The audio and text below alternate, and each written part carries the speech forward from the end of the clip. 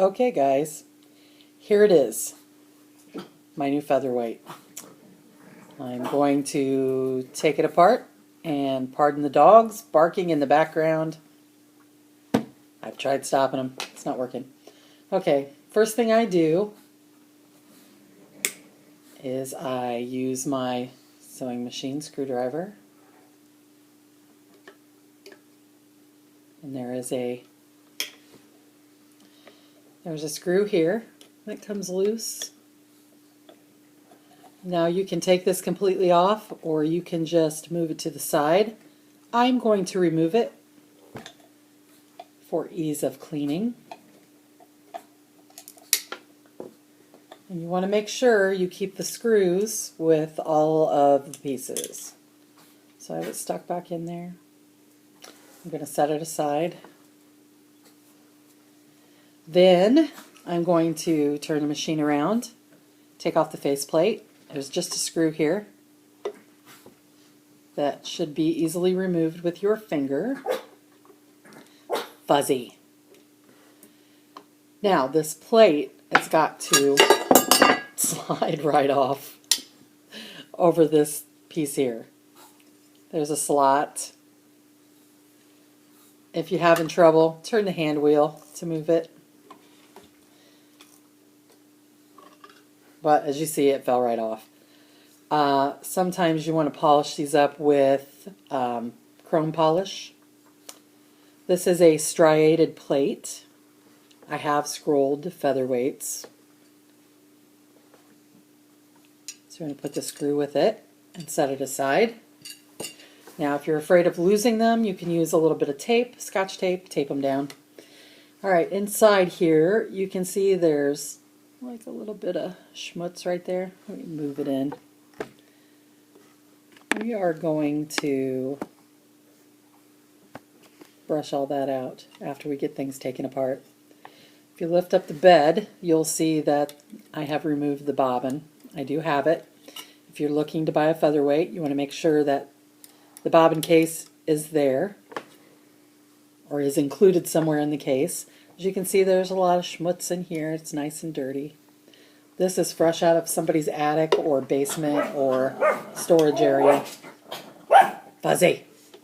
Fuzzy is very sure there's a serial killer out there somewhere in the yard. Alright, and you turn it over, and this wheel right here should move. Fairly easy. Fuzzy. Enough. Comes right off. There's usually a little felt piece right here. Now if it's not too bad, I save it.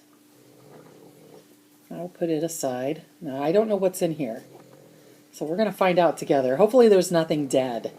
Sometimes there's mice. I wouldn't say bodies, just mouse nests and stuff. I don't see anything. It looks typical. Here is the drip pan. Usually these little pads are glued down, and it looks like this one is so bad it's not glued down. You can see how nasty it looks, how shiny. Well, that's adhesive. It's not actually grease, it's just adhesive. So evidently the oil lifted the adhesive.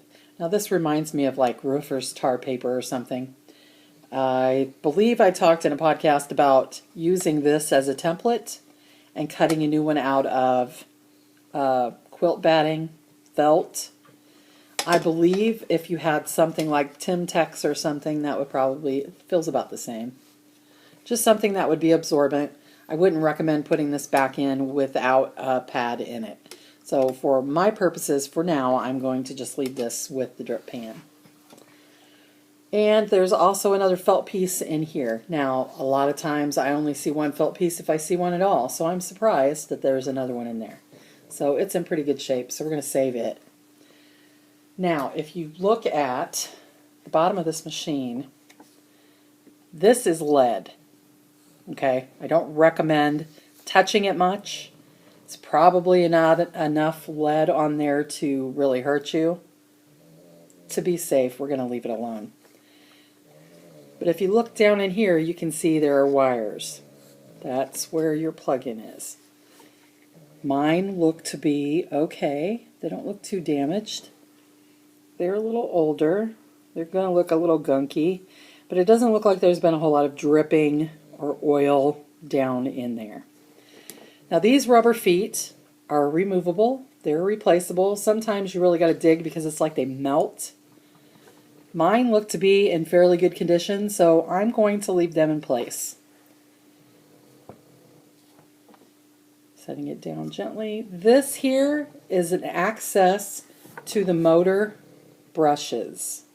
There are carbon brushes in the motor. Those, if your motor's being sluggish or it's acting strange or not even working, sometimes the brushes are to blame. I will show you how to do that in another video. This is just getting the machine ready to go so that you can do your beginning sewing. Okay, so it looks like most of the gunk, or I should say the dust and everything, is gone. Doesn't look too dirty. There is a little bit of oil or grease here. See that little bit of sludge right there? It's kind of hard. And it's also a little goopy. I have paper towels for just such an occasion. I apologize for Fuzzy. He isn't going to shut up today. Alright, I also have Q-tips. See my Q-tip? We're going to go in here with a Q-tip. This isn't easy to do backwards. And remove some of the gunk. And it looks as though it's going to go away from me.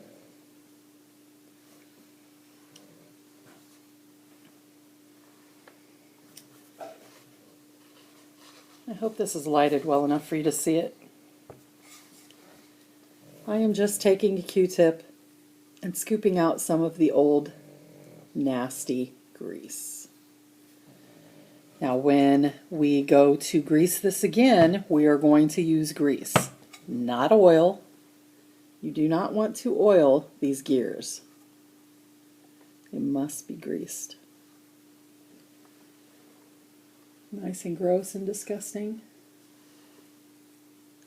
You can see there's a little bit of schmutz left behind.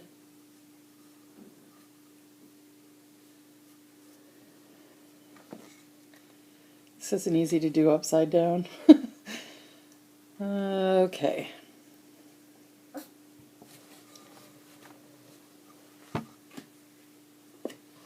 This is what I use on gears. I don't use this in the motor. Please don't use this in the motor. I don't know how well it would work. But for gears, it works great. All I do is take a little bit like this and apply it to the gears. Now, you're going to get a little dirty. This is not a clean job. Kind of smush it in there. This stuff will last a long time. If you do a lot of sewing on your Featherweight, you're probably going to want to clean it up, re-grease it once every year or so. Maybe not even that often. I don't know, I usually don't have to do it very often. Now some people would say you want to take all of the old grease off before you do this. I don't necessarily think you do. Now I'm lifting it forward so I can turn the hand wheel. You don't want to, I don't know, you don't want to have so much in there that it just flies right off when you turn the machine on. Because we're not going to see it. I'm not going to plug it in and let you see this as it runs. Because I don't want grease all over my dining room, which is where I'm working at today. I normally would do this in the kitchen. The kitchen is not as well lit as the dining room. So, I have that gear is greased. That is the only gear down here that really needs greased. Alright, if you need to do a lot of cleaning and oiling, if the machine is really bad, and this one isn't too bad. It's better than average, I would say. If you want to do a ton of oiling, here's what I suggest to clean. to start with. Mineral oil.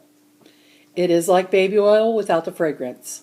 Now, in a pinch, if you really, really need to get something oiled quickly because you have a hole in your pants, you got to sew it today and you can't wait to go out and actually get what you need, you can use baby oil or mineral oil to oil your machine. This is not for long-term use. I usually use this when I know I'm going to be doing a lot of oiling. I have a squeeze bottle that was from some old glue that I have labeled it mineral oil, and I will use this. It does an okay job for oiling. It isn't actually sewing machine oil. So I'm going to turn this on its side so it doesn't run down into the gears. Now in your manual it's going to tell you to oil all the places that move. You want to stay away from this area because this is where your wiring is. This is your leaded cover for the wiring, so you don't want all that stuff really goopy. But as I turn the wheel, watch how everything moves. That's basically going to tell you where to oil. Now there are a couple of points that have holes for you to oil with. I believe one of them is in here. We're going to put a little mineral oil in that one. And as I oil, I generally will turn the handle, and I can see that it's running down in through the joint. It's a little crusty from the grease above it. As you see, that some of this grease is flying off, so I'm just going to take it off and wipe it on my paper towel. There's a hole up here. You can see the hole in the actual metal piece. The hole is meant for the oil to go in and lubricate the inside of the joint. There's a hole over here. Let me tip it up so you can see. There's a hole here. That goes inside of this particular joint. So I put a little bit in there and turn. You can see that down here is another joint that needs oiled. And oil here. Let me see. This up here, this bar needs to be oiled a little. Oh, we already did that one. So you want to oil back here. Be careful not to get it into the wiring. I don't have a manicure, you guys, because it would be completely ruined when I was done with all of my projects. So basically you want to oil wherever any metal is rubbing against metal, because that's where all the wear is going to be. Now there's an area under here that I'm going to be getting from the top side. Basically, this is all you need to do on the bottom. So I got to put my oil pan back on.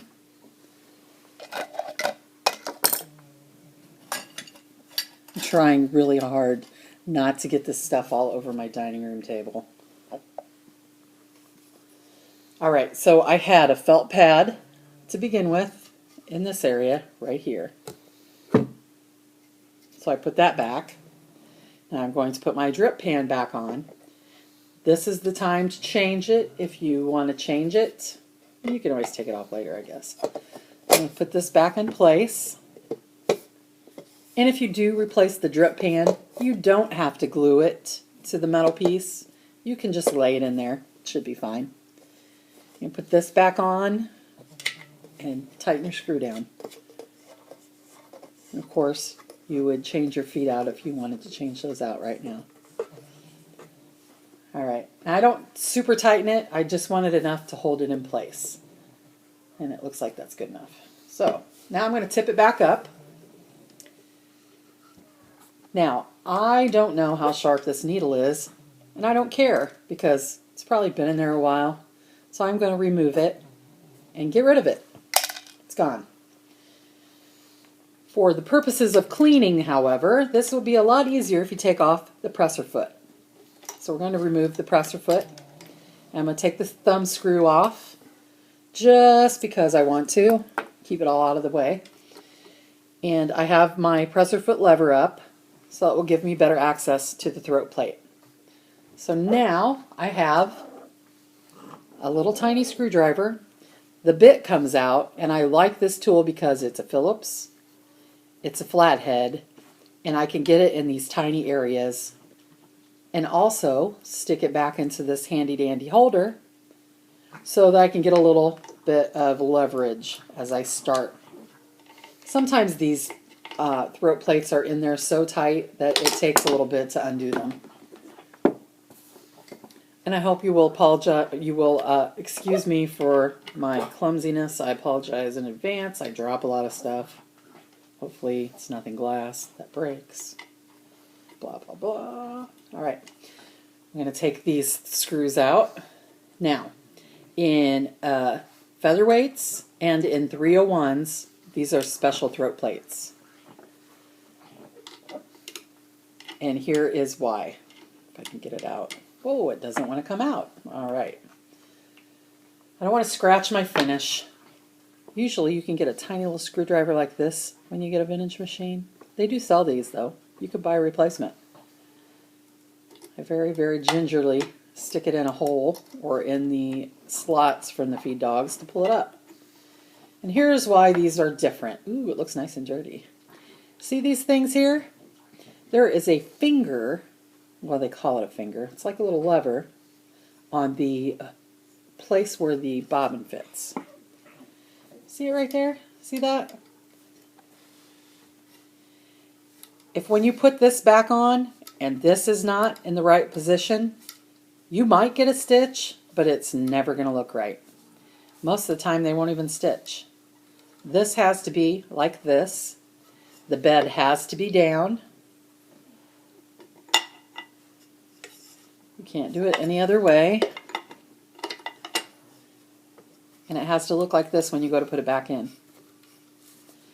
A lot of times people will get a featherweight and they'll get ready to start using it and they'll clean it and get everything put back together and they don't get that little finger in between these two pieces and it doesn't make a stitch correctly and they, oh, I can't do this. My machine doesn't work. I've wasted all this money for a stupid machine. That's the only problem right there. All you got to do is get that lined up. So we're going to take this out again, and let me show you what I find in almost every vintage machine that I ever get. By the way, that is easily cleaned with a toothbrush, an old toothbrush. A lot of times there's a little bit of junk in here. You can take these apart and clean them. These screws do come out. These little bars do raise up to get in there. I have taken them apart before with very little trouble. The problem is those screws are easy to lose. So if you're afraid of losing these screws, don't take it apart. Just do this. And also, mineral oil helps to shine it all up and take all the excess gunk out. You don't want to heavily oil it. Just enough to clean it off a bit, to get all the crud and the dirt and the debris out of your throat plate. Alright, so then I have a paper towel and I just wipe it off. Now if you want to, you can polish the throat plate with some chrome cleaner. This one is in really good condition.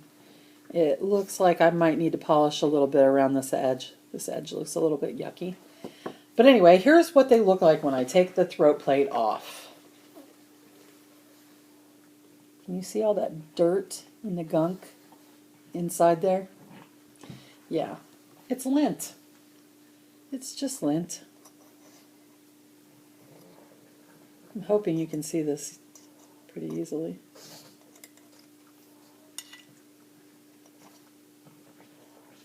And the pug is licking now. Sounds like zombies in my house. All of this lint has been setting in those feed dogs for who knows how long. This could be 40-year-old lint. I don't know.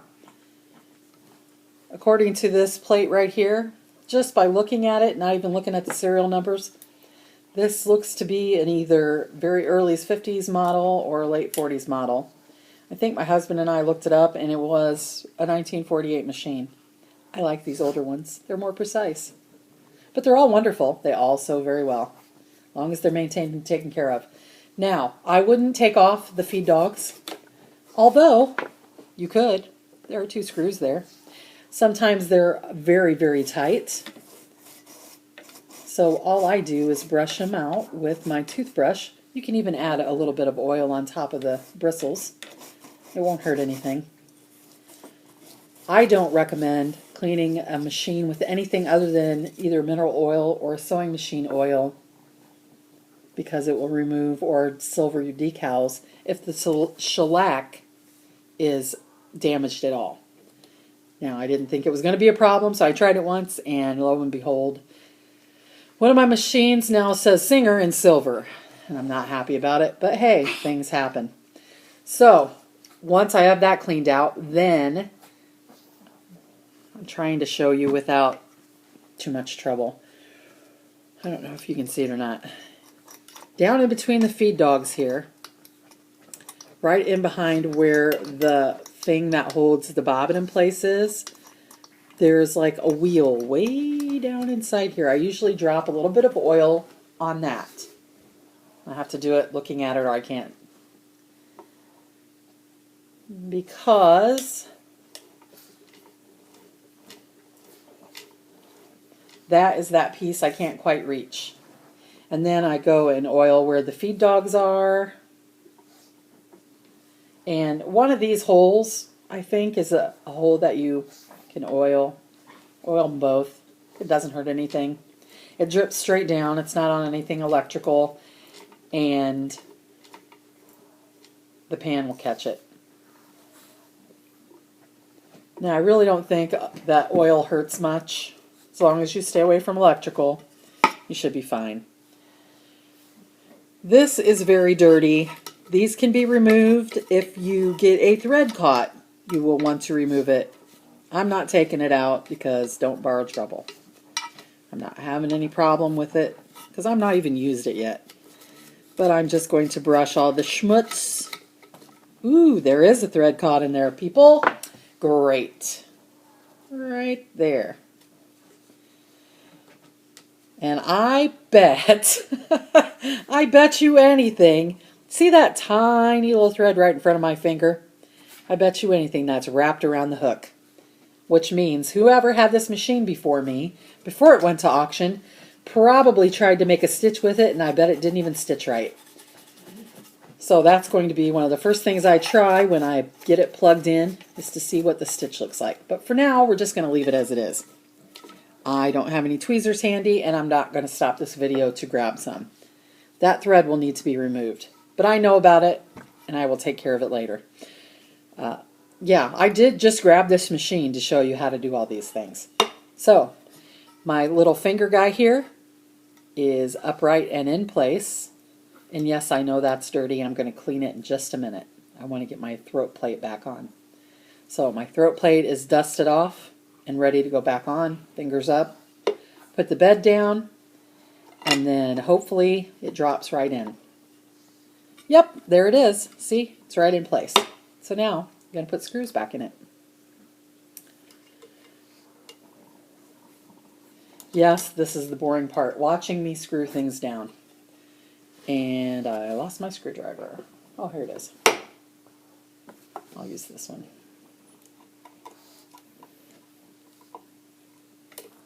You want to start them with your fingers. It makes it a little bit easier. Where's my stub? Stubby little screwdriver. There it is. I love this thing. You could probably grab a drill bit, do the same thing. Heck, you could even take polymer clay and make a little handle if you wanted to. Make it look like a little thumb thingy right here on the end. I might do that.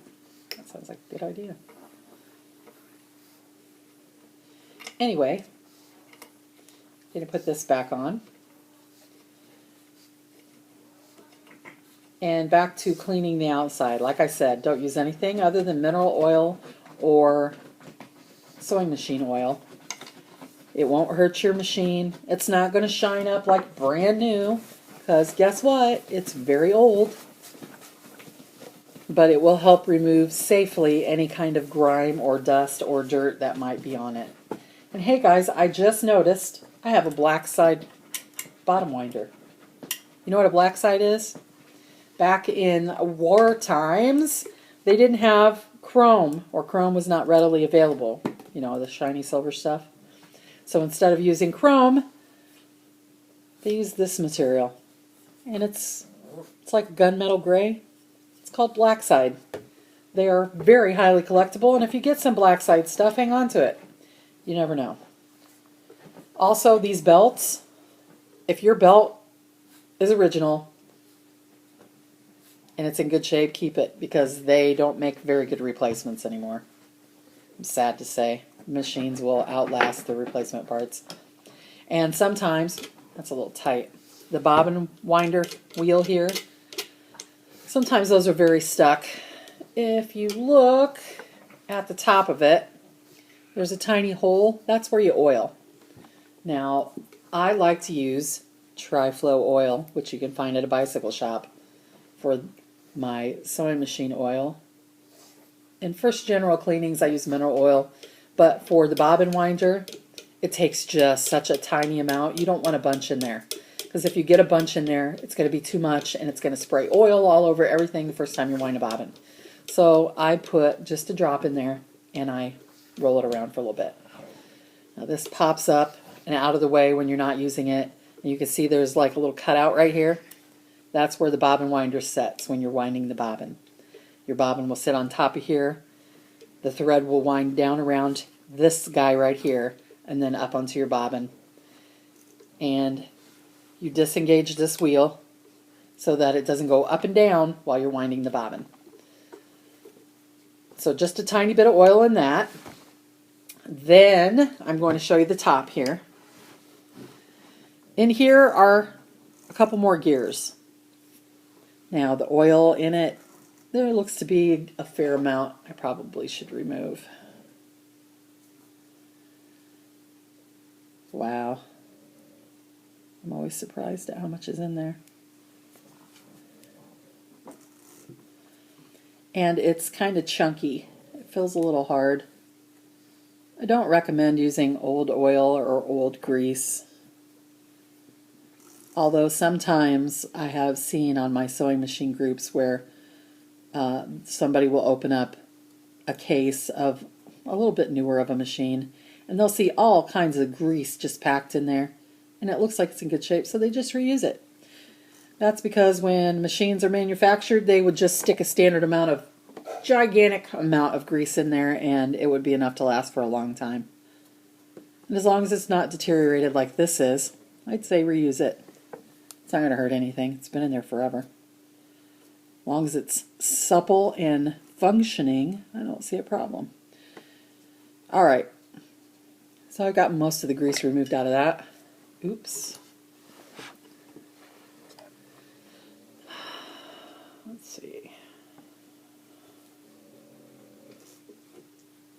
Sorry guys, I got another spot I couldn't see because I was showing you. I want to look inside and examine for any... It looks like somebody greased something they shouldn't have greased. That's why I saw grease there. Here, I'll show you. This flat, shiny metal piece here, it doesn't need grease, but it does need oil. You see this hole? That's where you oil, because that goes down inside the moving parts and oils them. You can also oil the top of this. It's not going to hurt anything, but don't get oil on this. That's where your grease goes.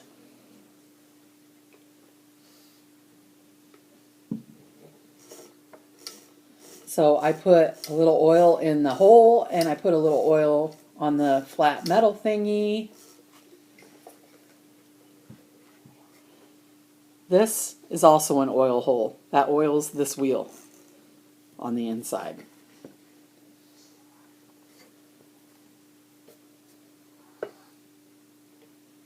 Now, if you have a machine manual, it will tell you a lot of this stuff.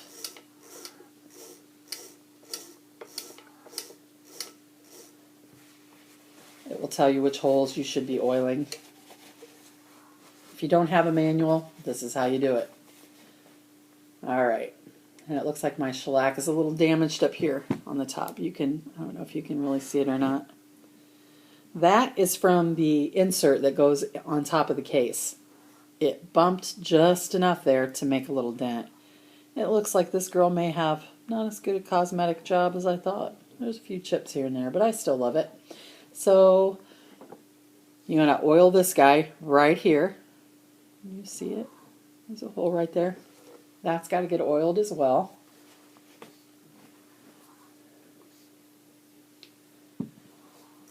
And every time I put oil in a hole, I like to turn the wheel, make sure it gets in there.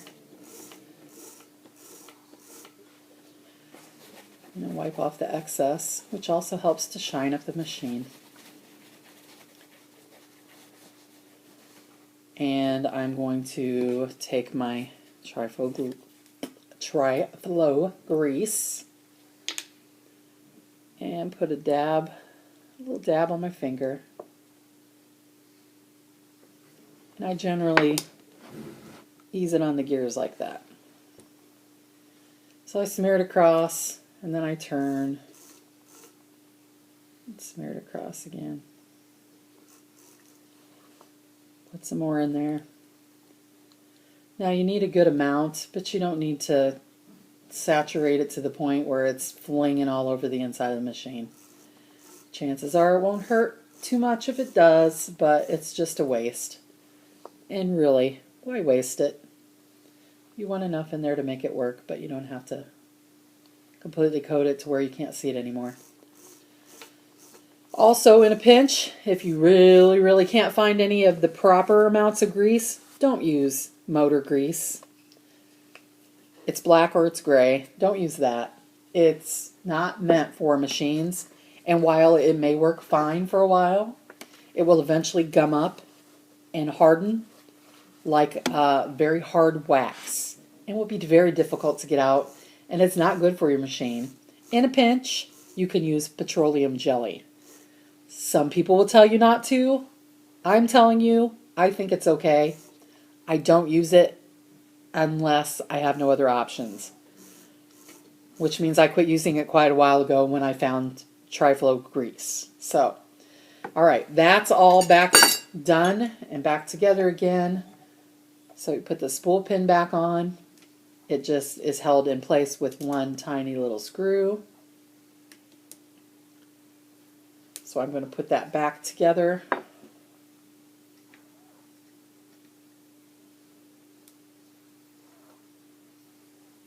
And it's all lined up. Now there are replacement wires. There's like a wire that should have been on here that is not here. I don't necessarily need it. You don't need it. It just helps hold the spools on a little bit better. You can buy a replacement for that. They're not that expensive. So Classic sells them, I believe. Okay, that's all done. On the back side of the machine, there are a couple of other holes back here. I believe those need grease or oil, and that's where this long tube comes in handy. You stick it in there as far as it will go and put a drop or two.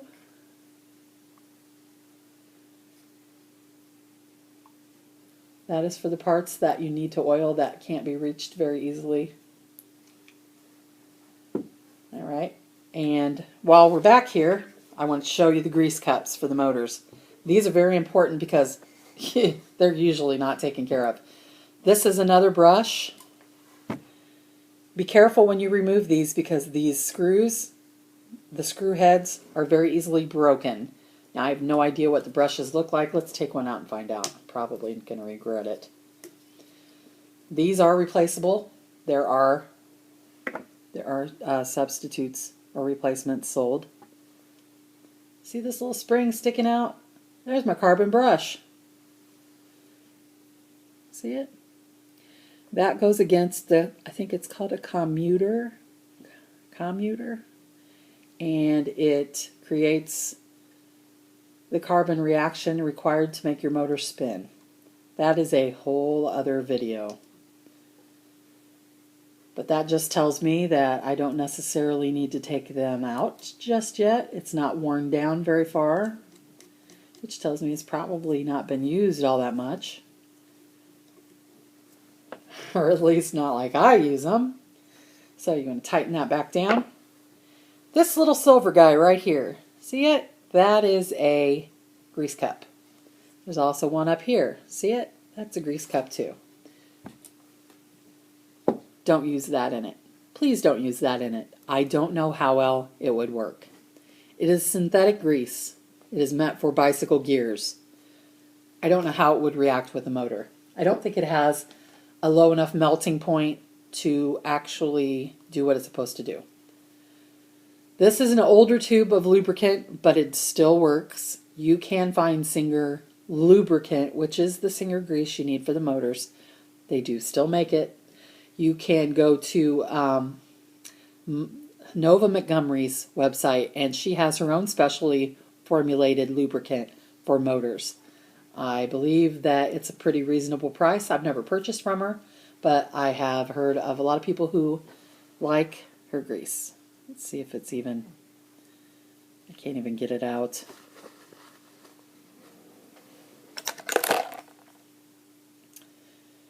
This is the tube that was in the box that I purchased. And as long as it's clear, I don't see a problem with using it. And I've heard some people use Vaseline or petroleum jelly in theirs. I don't want to do that. I don't want to recommend it either. But because it has such a tiny little point, I'm not sure exactly how much is in these cups.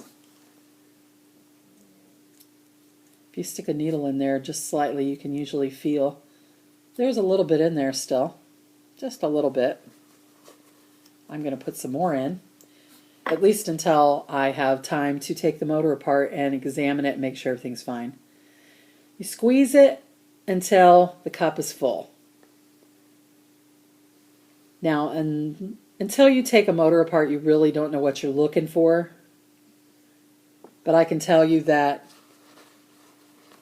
squeezing it in the end until you see it start to come out is probably the best bet. It's not going to go anywhere it's not supposed to be. There's an area in there for the oil to go. This doesn't want to come out very easily.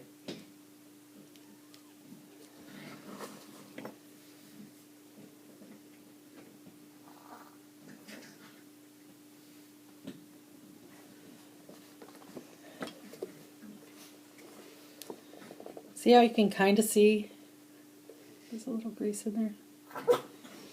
It's very important because if these things are dry, you're going to burn your motor up. It's going to start smoking and it's going to stink. I've never had that happen, thank goodness. And now I've lost a lid. I'll find, oh, there it is. No, not in it either. Anyway, most people new to sewing machines forget to do things like that. This right here is very important to take care of. Very important. It takes very little maintenance, and it is the brains of your machine. It's what makes it move, so you need that done. All right. The last thing we have to oil is the front of the machine. This guy right here. It looks really good. I'm surprised at how good it looks. But you still want to brush it out. Get all the lint off of everything. Remember those holes that I was talking about on the other areas of the machine? There are holes in these parts. Let me see if I can get a good... If you look down inside there, there's a little hole right there. That's where the oil goes because it goes inside of the joint itself.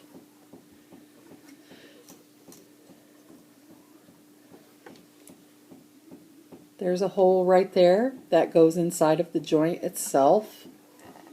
And if you don't have a manual and you're oiling a machine, you oil wherever you see metal against metal. Now, I normally would use mineral oil for cleaning purposes, but this isn't bad. So we're going to add a few drops of oil to the holes. I got grease in the end of my tube. Great. I know what that's from. That's from sticking it in the other side of the machine. Which means that probably needs to be removed and redone.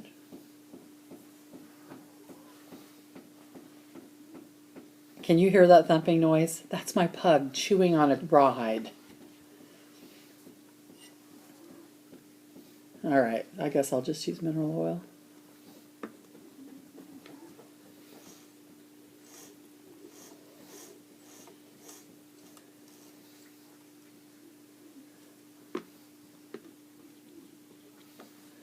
Scintillating conversation.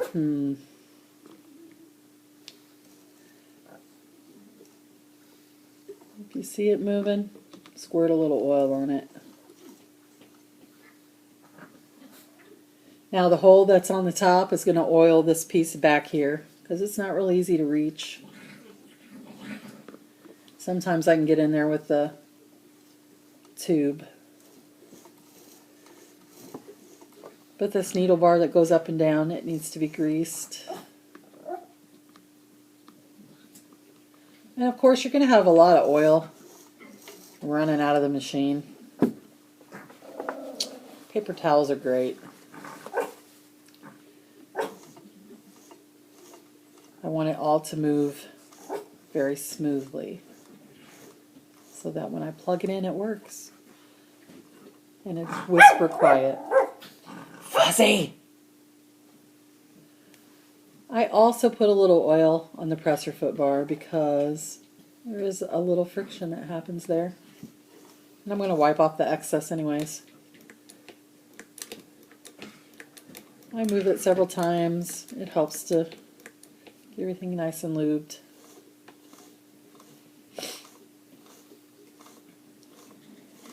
Now, once everything is all done like that, you can plug it in, and as long as your wiring is good, you can let it run for a little bit with nothing else in the machine to disperse the oil properly.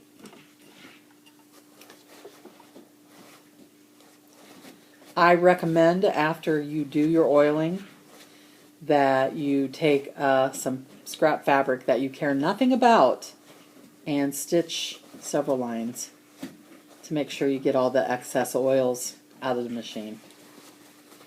Because if you're like me and you use a lot of oil, you're going to have some extras hanging around here. It's going to be all over the place. You don't want to ruin a project.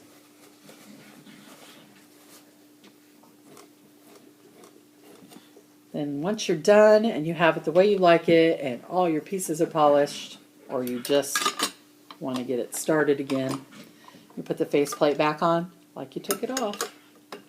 Slip it over that front. Put your thumb screw in. And tighten it down. Put the presser foot back on. This is a place where you're going to need a new needle, of course. Standard Singer needles work. However, when you place the needle in for a 301 or a featherweight, you're going to need to do it the opposite way that you do of another sewing machine. I believe the flat side goes to the left, I think. You'll have to check your manual. If you don't have a manual to check, you can find a manual online. They're usually pretty easy to locate. And if they're telling you they want you to pay for the manual, look at another site. There are free ones out there. They are not very hard to find. So then I would go and dust everything off. I don't generally take off the tension unless it's filthy or it needs adjusted. The manual tells you how to take it apart. It can be tricky sometimes. I just say use your own judgment if you really want to, but don't go borrowing trouble. The hook in here is I'm going to have to take out and take that little piece of thread off, I think, which is a whole other video. But that is your basic maintenance for your machine. Also, if you want to take the bulb out and change it, there are brand new LED bulbs out now. This thing probably still works. I don't know, I haven't plugged it in yet. But it's a bayonet edge or end, and it has 2 contact points. If you do a search on eBay, you can find something like this. It's an LED bulb. It's way brighter. If you check my blog at wheezyworks.com, you will find information on this bulb. I don't sell them, but I'm happy to point you into the direction that I found mine. There's a hole back here. There's 2 little grooves, which is where the Frankenstein bolts fit. You stick it in the holes and you twist it. And that's easier said than done.